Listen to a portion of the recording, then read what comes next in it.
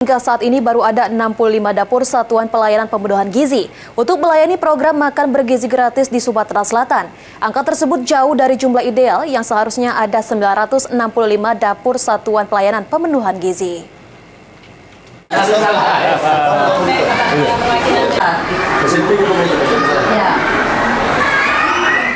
Untuk memenuhi program makan bergizi gratis, Provinsi Sumatera Selatan membutuhkan 965 dapur satuan pelayanan pemenuhan gizi, dengan masing-masing satuan pelayanan akan melayani 3.000 paket makanan bergizi.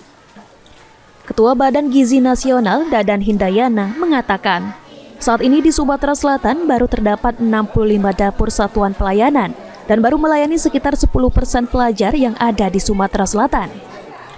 Untuk itu, Badan Gizi Nasional akan dilakukan percepatan pembangunan 3 dapur sehat di setiap kabupaten kota se-Sumatera Selatan, sehingga nantinya Sumatera Selatan akan menerima 9,65 triliun. Dengan setiap satuan pelayanan akan menerima anggaran sebesar 10 miliar rupiah per tahun.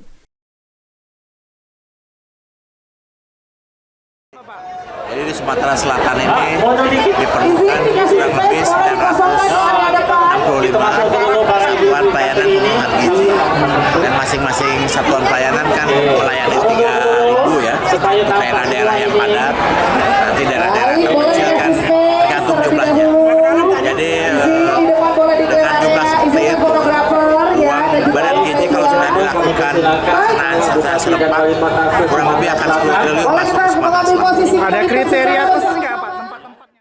Selain untuk siswa sekolah, nantinya dapur satuan pelayanan juga digunakan untuk memenuhi kebutuhan gizi penerima manfaat seperti balita, ibu hamil, dan ibu menyusui. Eki Saputra, PAL TV.